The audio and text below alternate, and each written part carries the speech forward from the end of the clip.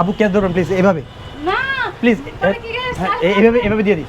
Very good catch, wow. এটা হলো basically milkshake. তো এটার ভিতরে আমি একটু স্লো দিয়েছি কোল্ড কফি। স্লো হলো কীরকম, বলটা একই সেম বল, মিডিয়াম ফাস্ট বল, একটু কাটা দিলাম আর কি। গভর্নমেন্ট জব ছিল, DIP and DIB department under home minister. Hello viewers, শুরুতে ইনফান্টারের পক্ষ থেকে আমি সাকিব আপনাদের সবাইকে স্বাগতম জানাচ্ছি আজকে সারোয়ার ভাইয়ের কফি শপ থেকে, যেটি হচ্ছে Tea20 কফি শপ নামে পরিচিত। সারোয়ার ভাইয়ের এই Tea20 কফি শপে দূর দূরান্ত থেকে অনেক মানুষ কফি খেতে আসেন। তার এই দোকানের কফির স্পেশালিটি কী সেটা জানতে এবং আপনাদেরকে জানাতেই আজকে আমি আসছি সারোয়ার ভাইয়ের Tea20 কফি শপে। তো চলুন আজকে দেখে নেওয়া যাক সারোয়ার ভাই Tea20 কফি শপের সব কিছু। এই বিস্কিটগুলো কিন্তু মানুষের জন্য আনা, শেষের দিকে এগুলো যে বিস্কিট, এটা জাস্ট নট সেল।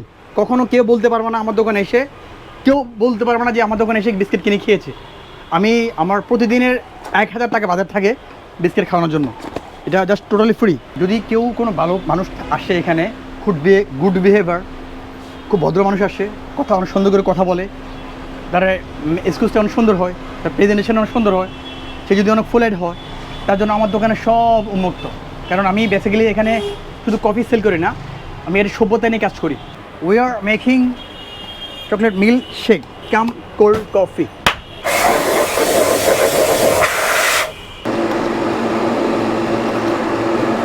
একটু মানে একটু অন্যরকম, হ্যাঁ, এটার স্ট্রেংথ, এটার টেস্ট ডিফারেন্ট থিং, এটা টোটালি না অসম। এটা তো এখন মানে মিল্ক শেকে ম্যাঙ্গো শেক হয়ে যাচ্ছে। না, ম্যাঙ্গো শেক না, শেক বানায় নেয়, শেকের জায়গা আছে, বঙ্গভবনে সে থাকে, শেখ এখানে আসে না, জাস্ট এটা অনলি ফর লাভিং। ভাইয়ার সাথে যিনি বানায় ওনার সাথে ধরেন ওনার বানানোর কথাবার্তা সব কিছু থেকে স্পেশাল মনে হয়। আর Tea20 মানে আমাদের ফ্রেন্ড সার্কেল অনেক পপুলার, তো দেখা যায় যে এখানে আসা হয় আগে প্রায়। আসলে আপ্যায়ন হচ্ছে সবচেয়ে বড় জিনিস, এটা হচ্ছে ওনার ভালোবাসা।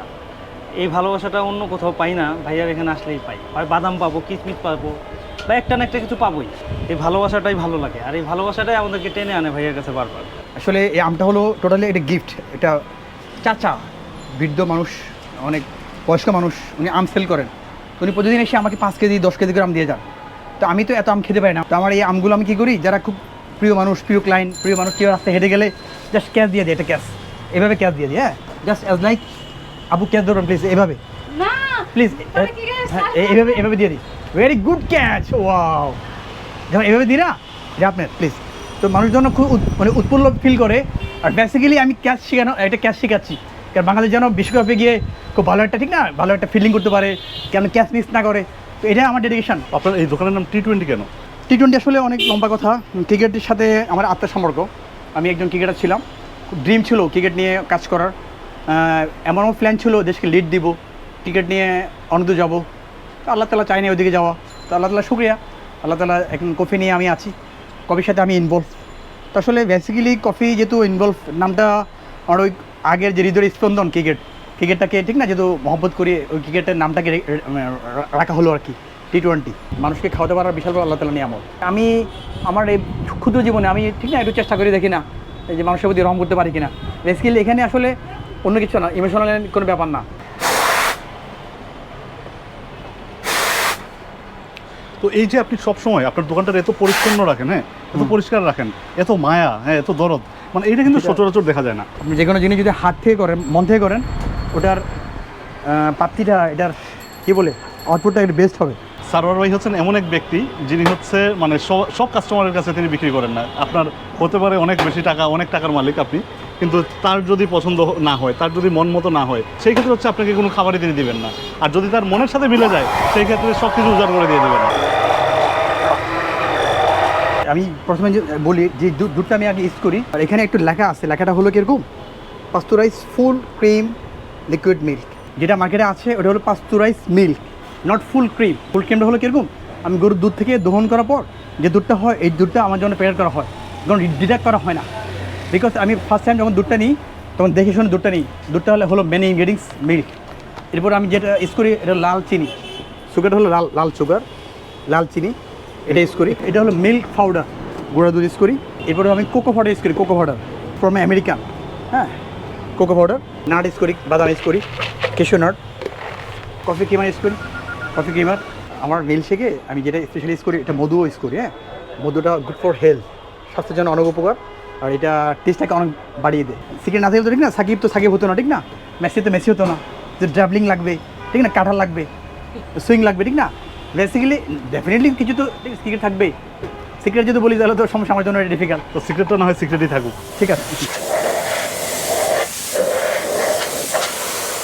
আজকে থাক না, আজকে মেহমানদারি করে থাক। না না না, ব্যবসা 150 করে দিলে 300 টাকা, 200 দেন প্লিজ, সমস্যা নেই। বেশি কিছু না। ঠিক আছে। তো এই যে সারোয়ার ভাই, হ্যাঁ, হ্যাঁ। আপনার বিল আসছে 300 টাকা, রাখলেন 200 টাকা, হ্যাঁ, এটা- প্রথমে রাখতেই চাইলেন না। আসলে বলিনি, গুড বিহেভিয়ার ম্যান। যদি কোনো ভদ্র মানুষ আসে, মন তো এভাবে চায় যে কই আমার চাকুটা কই, কোনো ভালো মানুষ আসলে মন চায় এরকমভাবে এটা কেটে ওটা পুরো খাওয়াই দিই। যদি কোনো ভালো মানুষ থাকে উল্টাপাল্টা কথা বলে না, খুব আনিতে লাগে, কফি দিই না ভাই, কফি নাই, কফি হবে না প্লিজ। সো এই জন্য অনুরোধ করবো, কাইন্ডলি আমার এখানে না, যেখানে যান গুড বিহেভিয়ার শিখেন। গুড বিহেভিয়ার শিখলে না কাজে লাগবে। আমি যখন নামাজে আজান দিবে তখন আমি কাউকে চিনি না, আজানের সময় তখন আমাকে আমার মালিক ডাকতেছেন, মালিককে সাড়া দেওয়ার জন্য আমাকে তখন সাড়া দেওয়ার জন্য আমাকে যাওয়া লাগবে। এটা হলো আমি বুঝি। আমাদের সময়গুলোতে দোকান অফ থাকে 10 মিনিটের জন্য, 15 মিনিটের জন্য। তো ওই সময়টা অনেকে জানে, মোটামুটি অনেকে জানেন না। তো যারা জানেন তো ফাইন, যারা জানেন না তাদের জন্য একটা ইম্পর্টেন্ট এটা হলো, যদি সামনে বেঞ্চ থাকে, হ্যাঁ, শাটার বন্ধ থাকে, তাহলে বুঝবেন যে আমি নামাজে গিয়েছি। সারোয়ারের দোকানে যে খুব বেশি আইটেম আছে তা না, এখানে হচ্ছে 2-1 ধরনের কফি আছে, তার সাথে মিল্ক শেক আছে, আর তার দোকানে একটা স্পেশাল চা আছে যেটা শুধু কেবলমাত্র তিনি নিজে খাওয়ার সময়ই করেন।